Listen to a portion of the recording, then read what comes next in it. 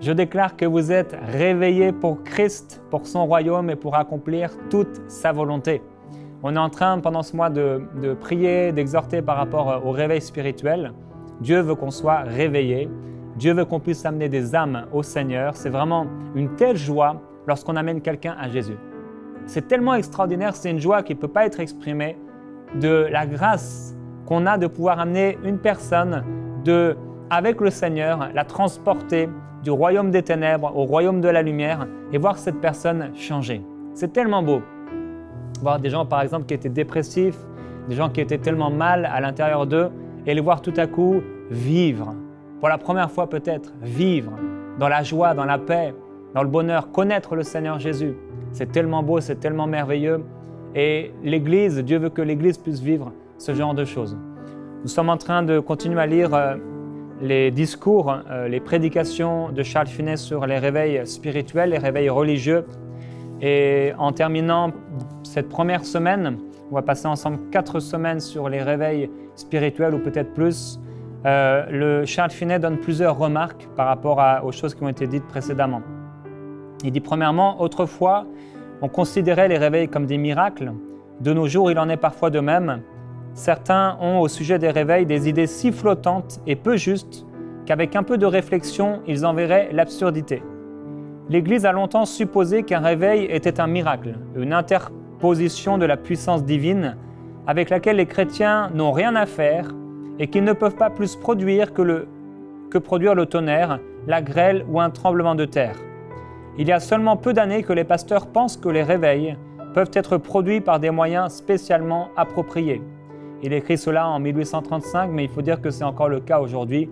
Tellement de gens, tellement de chrétiens et d'églises s'imaginent que le réveil, c'est Dieu qui le décide à telle année, tel mois, tel jour, j'enverrai le réveil sur la nation. Et ce n'est pas du tout comme ça. On avait jusqu'alors supposé que les réveils survenaient comme les averses, tantôt dans une ville, tantôt dans une autre, et que pasteurs et églises n'y pouvaient rien. On pensa qu'un réveil n'aurait lieu qu'environ tous les 15 ans. Alors Dieu convertirait tous ceux qu'il avait l'intention de sauver. Puis l'Église devait attendre que vienne un nouveau temps de moisson. Finalement, le terme a été abrégé jusqu'à 5 ans. J'ai entendu parler d'un pasteur qui avait cette théorie. Il y avait eu un réveil dans son église, et l'année suivante, il y en eut un dans une ville voisine. Il y alla pour y prêcher, et pendant quelques jours, il fut entièrement absorbé par ce travail. Il retourna chez lui le samedi, se prépara à la prédication du dimanche. Son âme était en agonie. Il pensa à tant d'adultes qui, dans son église, étaient encore ennemis de Dieu. Il fit ce raisonnement, il y a encore tant qui sont inconvertis. Il y en a tant qui meurent chaque année et dont la plupart sont inconvertis. Si un réveil ne vient pas avant 5 ans, il y aura tant de chefs de famille qui seront perdus. Il mit son calcul sur le papier et l'introduisit dans son sermon du lendemain, le cœur saignant devant cet affreux tableau. Comme je l'ai compris, il fit cela sans s'attendre à un réveil, mais ses sentiments étaient profonds et il répandit son cœur devant son auditoire. Ce sermon réveilla 40 chefs de famille et il s'ensuivit un puissant réveil. Ainsi tomba cette théorie d'un réveil tous les 5 ans et Dieu prouva que les réveils ne sont pas des miracles. Si seulement on a le cœur comme ce pasteur qui a réalisé finalement, je suis en train de prêcher dimanche après dimanche et d'enseigner mon peuple et d'enseigner ses brebis, mais finalement de ces brebis, il y en a beaucoup qui sont des boucs, il y en a beaucoup qui ne sont pas sauvés et qui ont besoin d'entrer dans la bergerie. Il y a des pasteurs et tout dernièrement, il y a quelques jours, on me partageait la discussion qu'un frère avait eue avec un pasteur et son pasteur lui disait « Je réalise que dans l'Église, il y a tellement de gens qui ne sont pas sauvés. » Et ça doit nous faire peur, entre guillemets, ça doit nous amener à des larmes de savoir que dans notre Église, des gens ne sont pas sauvés. Que le monde ne soit pas sauvé, mais que dans l'Église, des âmes ne soient pas sauvées. Ça n'est pas normal. Il faut qu'il y ait un tel feu dans l'Église que n'importe qui rentre dans l'Église puisse être amené à une conviction de péché profonde et savoir que Dieu est là et qu'il plie le genou devant le Seigneur. Et alors le monde pourra commencer à voir cette Église glorieuse. Deuxièmement, de fausses notions sur la souveraineté de Dieu ont été de grands obstacles au réveil. Beaucoup de gens se sont représenté la souveraineté de Dieu comme très différente de ce qu'elle est. Ils ont pensé qu'elle impliquait une disposition arbitraire des événements et particulièrement du don de l'esprit excluant tout emploi rationnel de moyens. Effectivement, c'est ce qu'on a vu dans le baptême du Saint-Esprit.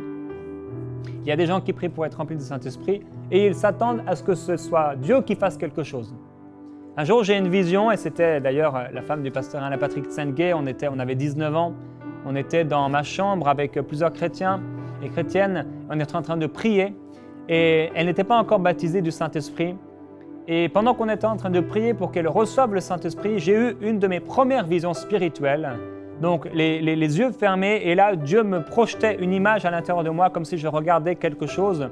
Et j'ai vu le cœur de cette sœur, et à l'intérieur de son cœur, quelque chose jaillir comme une fumée. Et c'était le Saint-Esprit qui montait de son cœur vers sa bouche. Et à ce moment-là, elle s'est mise à parler en d'autres langues. À ce moment-là seulement. Et ça m'a montré quelque chose, ça m'a fait réaliser quelque chose, c'est que souvent, on attend de Dieu quelque chose, on imagine que ça va descendre du ciel. Alors que quand nous sommes nés de nouveau, ça va venir de notre esprit, puisque Dieu habite dans notre esprit. Et il y a des choses en nous, à l'intérieur de nous, qui sont là et qui ne demandent qu'à être exprimées, qu'à se manifester. Il y a tellement en nous, il y a tellement en vous, si vous appartenez au Seigneur Jésus. Tout nous montre que dans la nature et dans la grâce, Dieu a établi un rapport constant entre les moyens et le but. Il n'y a pas un seul événement naturel dans lequel n'intervienne son action. Il n'a point bâti ce monde comme une vaste machine qui puisse marcher seule sans qu'il continue à s'en occuper. Il ne s'est pas retiré de l'univers pour le laisser agir seul. Dieu exerce une surveillance et une autorité universelle, et cependant, tout événement dans la nature a été amené par des moyens. Néanmoins, il est des gens terriblement effrayés par tout effort direct en vue d'un réveil. Ils s'écrient, c'est par votre propre force que vous essayez de le susciter. Prenez garde, vous vous immiscez dans la souveraineté de Dieu. Vous feriez mieux de suivre la voie habituelle et de laisser Dieu accorder un réveil quand il le jugera bon. Dieu est souverain et c'est très mal de votre part d'essayer de produire un réveil seulement parce que vous pensez qu'il est nécessaire. Ça, c'est ce que disent les gens. Voilà précisément le genre de prédication que le diable désire. Les hommes ne peuvent faire l'œuvre du diable d'une manière plus efficace qu'en prêchant ainsi la souveraineté de Dieu comme étant une raison pour ne rien faire en faveur du réveil. Troisièmement, Charles Finney partage une des causes qui empêchent bien des hommes de désirer un réveil et d'y travailler. C'est le fait que des excès et des abus ont quelquefois accompagné ces fortes excitations religieuses. Sans doute il y a eu des abus. Dans tous les temps d'effervescence religieuse, comme en tout autre temps d'effervescence, on peut s'attendre à plus ou moins d'inconvénients et d'abus accidentels. Mais ce n'est nullement une raison pour abandonner les réveils. Les meilleures choses sont sujettes à des abus. Grands et multiples sont les maux qui se sont manifestés sous le gouvernement providentiel et moral de Dieu, mais non à cause de son intervention. C'est ainsi que dans les réveils religieux, l'expérience prouve qu'étant donné l'état actuel du monde, la piété ne peut progresser et s'étendre d'une manière efficace sans réveil. Les maux, donc le mal purement accidentel qui accompagne quelquefois un mouvement de ce genre, est peu de choses en comparaison de tout le bien produit par les réveils. L'Église ne devrait pas admettre un seul instant l'idée de se passer de réveil. Une telle disposition d'esprit ouvre la porte à tous les dangers qui compromettent les intérêts de l'Église. C'est la mort de la cause des missions et cette erreur entraîne la condamnation du monde. Je conclus, je n'ai point commencé cette suite de discours sur les réveils pour bâtir sur ce sujet une théorie curieuse et de mon invention.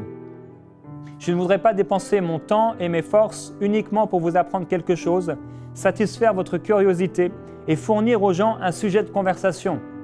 Je ne pense nullement à prêcher sur les réveils de manière à ce que vous puissiez dire à la fin « Nous savons ce qu'est un réveil » et qu'après vous restiez sans rien faire.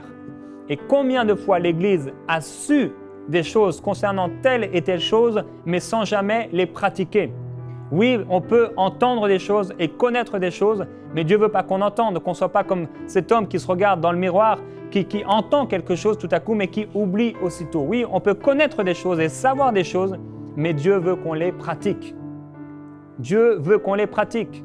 Non pas qu'on s'abuse par de faux raisonnements, mais qu'on pratique sa parole. Voulez-vous suivre les instructions que je vous donnerai d'après la parole de Dieu et les mettre en pratique dans votre propre vie?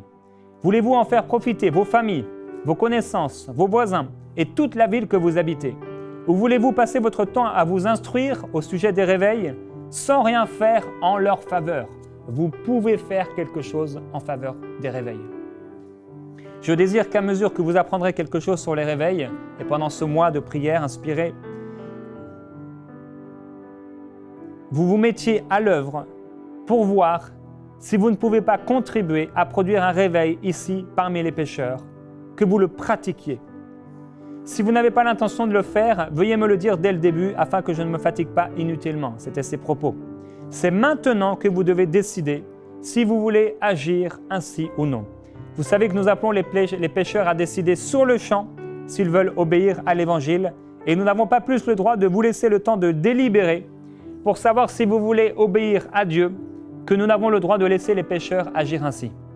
Nous vous appelons donc à vous unir maintenant pour prendre devant Dieu l'engagement solennel de faire votre devoir à mesure que vous aurez appris à le connaître et que vous prierez Dieu de répandre son esprit sur cette Église et dans toute la ville. Et on va prier dès maintenant par rapport à cette exhortation de Charles Finet sur les réveils et sur notre responsabilité quant à ces réveils. Il y a un appel qui nous est fait de la part de Dieu et de ce ministère qui n'est plus sur la terre aujourd'hui, mais le même esprit qui l'a inspiré à faire cet appel auprès des croyants, à travailler activement pour le réveil. C'est maintenant, pour terminer cette première semaine de prière inspirée sur les réveils spirituels, un appel que Dieu vous lance. Voulez-vous agir pour le réveil? Voulez-vous travailler pour le réveil? Voulez-vous faire quelque chose pour le réveil? Voulez-vous faire quelque chose que vous ne faisiez pas auparavant pour le réveil? Et dès maintenant, vous pouvez répondre dans votre cœur et vous pouvez répondre à haute voix à Dieu. Oui Seigneur, je veux. Je dis oui. Je dis oui à ton appel.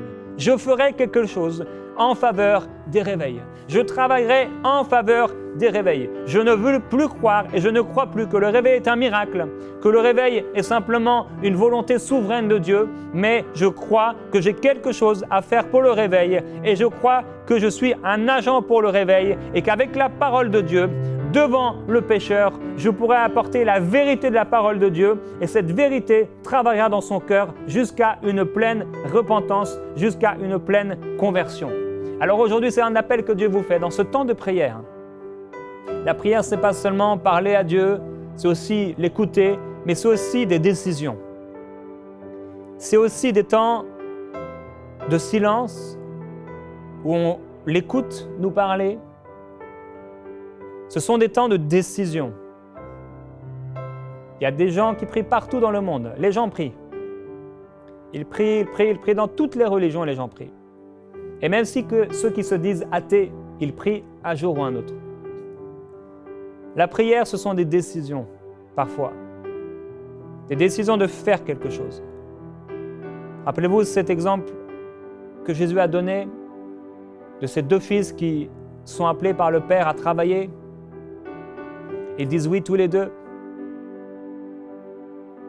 Et l'un y va, l'un dit qu'il va y aller et il n'y va pas. Et l'autre finalement y va, alors que oui, peut-être effectivement il ne voulait pas aller. Peut-être vous avez pris des décisions avec Dieu, peut-être vous avez décidé de marcher pour lui, peut-être vous avez été à des appels quand vous étiez jeune. Et vous avez oublié, vous êtes levé pour dire « moi je vais servir Dieu ».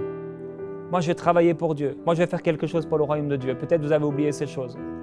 Aujourd'hui, c'est un temps de décision. C'est un temps dans la prière où on peut se décider à nouveau à l'obéissance.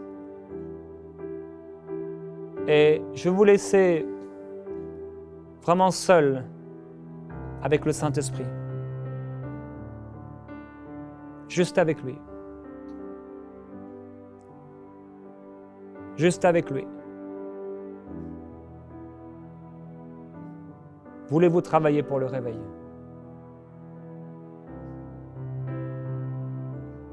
Voulez-vous agir pour le réveil?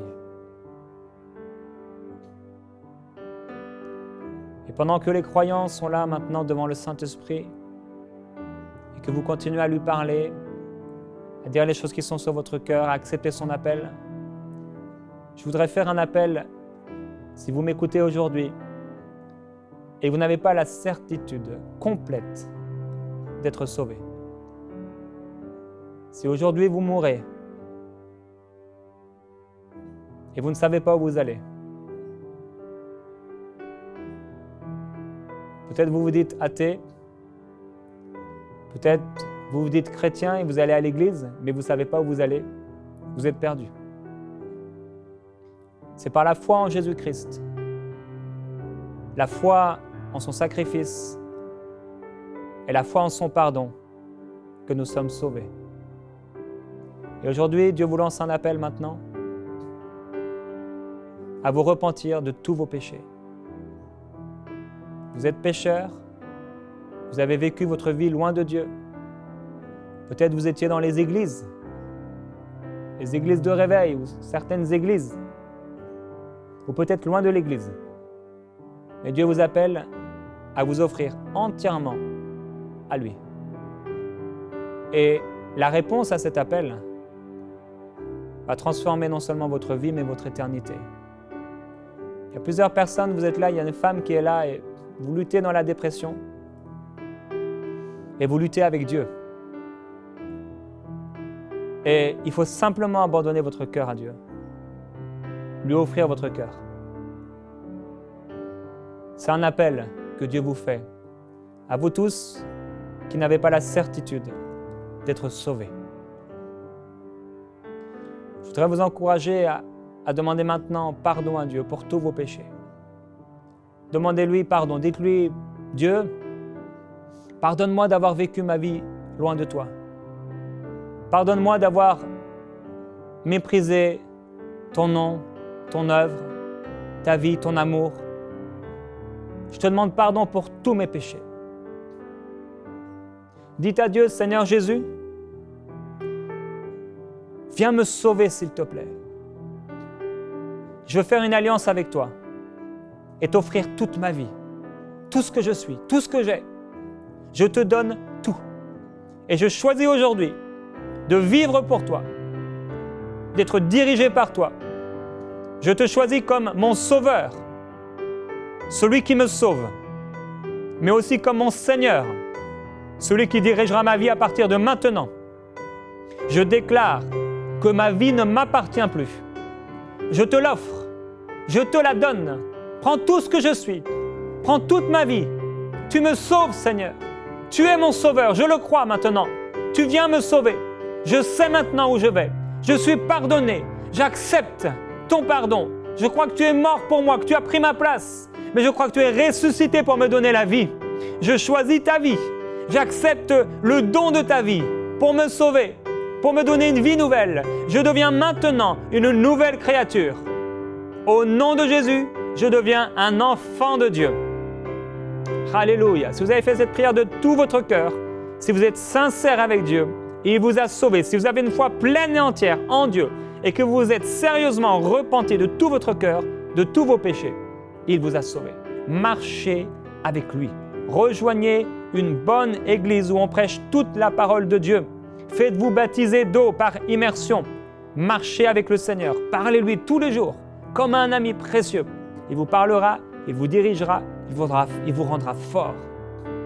Alléluia. Glorieux Saint-Esprit. Et je prie pour mes frères, mes sœurs qui ont suivi cette semaine de prière. Merci pour les choses que tu as suscitées dans leur cœur. Merci pour la passion qui a été renouvelée dans plusieurs foyers, des couples qui ont commencé à se dire, c'est vrai, c'est pas normal ce qu'on vit. On a abandonné notre amour pour Dieu. On a abandonné le ministère que Dieu nous avait confié, l'appel qu'il nous avait donné. Père, merci pour les choses que tu as faites. Et merci pour les choses que tu vas continuer à faire dans les prochaines heures, dans le cœur de ton peuple. Je veux vraiment te glorifier, Père, et te remercier pour l'œuvre que tu fais à travers Prière Inspirée. C'est ton œuvre, c'est ton royaume, c'est toi qui agis dans les cœurs, et on veut te dire merci. Enseigne-nous encore, Père. Enlève l'ignorance. Enseigne-nous. Père, enseigne-moi. Enseigne-moi. Rends-moi sage et intelligent en vue du service. Rends-nous sages et intelligents en vue du ministère. en vue des bonnes œuvres. Nous voulons disposer nos cœurs, être dociles pour toi et pour ton œuvre. Je prie pour des réveils dans les églises, qu'il y ait des groupes nouveaux qui naissent, de prière, d'intercession, qu'il y ait des familles d'évangélistes qui se lèvent, des familles dans les églises, d'hommes et de femmes qui ont à cœur ton royaume et qui se lèvent comme un seul homme pour annoncer ta parole. Je prie, Père, qu'il y ait des ministères qui se repentent d'avoir prêché toutes sortes de messages en oubliant le principal, en oubliant ton œuvre. Merveilleux Saint-Esprit, nous t'aimons et nous glorifions ta présence. Nous glorifions ton action. Nous glorifions tes œuvres. Merci. Tu es saint, Seigneur. Tu es saint. Tu es saint. Alléluia.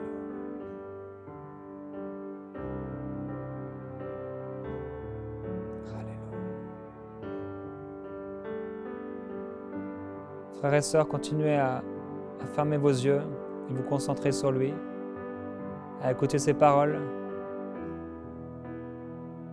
Commencez à penser maintenant aux gens qui vous entourent et qu'est-ce que vous faites pour leur salut. Qu'est-ce que vous faites pour leur salut? Concrètement, qu'est-ce que vous faites? Le nombre de vos prières, l'intensité que vous mettez pour leur salut, le temps que vous leur donnez, l'amour que vous leur démontrez, les paroles que vous leur donnez, l'attitude que vous démontrez devant eux, les cadeaux que vous leur faites,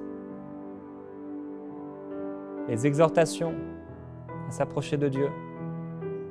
Que faites-vous en faveur des perdus, dans votre famille, dans vos amis, chez vos collègues de travail, chez vos patrons ou chez vos employés? Que faites-vous? Que faites-vous? On peut prier ensemble que Dieu nous révèle sa façon de faire. Non pas ma façon, Seigneur, mais ta façon. Non pas mes pensées, mais tes pensées. Père, inspire-nous. Inspire-nous. Tu connais le cœur des gens. Tu connais leur cœur. Tu sais ce dont ils ont besoin. Tu sais quel jour précis ils crient à toi. Tu sais quand ils font appel à toi. Tu connais la vérité qu'ils doivent entendre. Je te demande, Père, vraiment de nous inspirer. Merveilleux Saint-Esprit, inspire-nous, s'il te plaît. Inspire-nous. Inspire-nous. On veut marcher dans ton amour, vivre dans ton amour, manifester ton amour. On veut être tellement immergé dans ton amour que le monde est transformé par notre simple présence. Père, tu es bon. Tu es amour. Alors que le monde se tourne vers l'occultisme, vers les religions, vers toutes sortes de philosophies, alors que le monde se tourne vers ce qu'ils appellent amour, ou la terre, ou la création, ou les anges, nous prions que ton amour brise tous ces mensonges, toutes ces forteresses. Ton amour est plus grand que tout. Ton amour est puissant. Ton amour, Seigneur. Nous choisissons d'être patients, nous choisissons d'espérer le meilleur, de croire le meilleur. Nous choisissons de ne pas soupçonner le mal, de ne pas vouloir nous venger. Nous choisissons le bien. de croire. Nous refusons d'être malhonnêtes. Nous refusons, Père, tout ce qui est contraire à ton amour. Nous ne voulons pas nous irriter contre les méchants. Père, nous choisissons l'amour. Que ton amour maintenant, Père, se manifeste dans nos cœurs, dans nos vies et dans la vie de tous ceux qui écoutent. Je prie qu'ils fassent expérience de ton amour, un baptême d'amour, un baptême nouveau, une expérience nouvelle par rapport à ton amour. Père, il y a tellement d'enseignements, il y a tellement de choses qui sont dites ici et là dans les églises. Et c'est vrai qu'il y a des bonnes choses, il y a tellement de bonnes choses. Mais Père, tu es amour et on veut te connaître. Je prie pour la révélation de ton amour, la hauteur, la largeur, la longueur, la profondeur de ton amour. Pour ton peuple, pour mon frère, pour ma sœur. Je prie qu'il soit un signe. Je prie qu'elle devienne un signe dans sa génération. Amour, que partout où elle va, que partout où il avance, qu'elle soit amour pour ce monde. Père, nous voulons élargir nos cœurs. Élargir et élargir encore nos cœurs pour aimer comme toi. Refusant d'avoir peur d'être blessés, d'avoir peur d'être méprisés ou incompris. Nous choisissons ton cœur. Nous choisissons l'amour. Nous choisissons d'aimer. Alléluia. Inspire-nous, remplis-nous. Nous voulons marcher dans le discernement et l'inspiration du Saint-Esprit pour aimer ceux qui nous entourent. Alléluia. Alors soyez inspirés par le Saint-Esprit. Continuez à prier chez vous, à la maison, et à rechercher cette inspiration. Et pratiquez dès aujourd'hui. Faites quelque chose pour quelqu'un. Parlez à quelqu'un. Exhortez quelqu'un avec tendresse. Prenez quelqu'un dans vos bras peut-être. Aimez. Et partagez Christ autour de vous. Alléluia. Merci Seigneur. Merci Seigneur Jésus.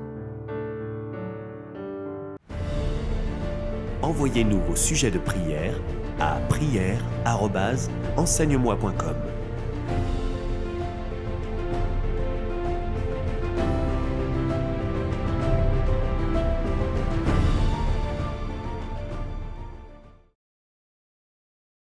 Cette émission est rendue possible grâce au précieux soutien des partenaires d'Enseigne-moi Canal International. Retrouvez tous nos programmes sur enseigne-moi.com.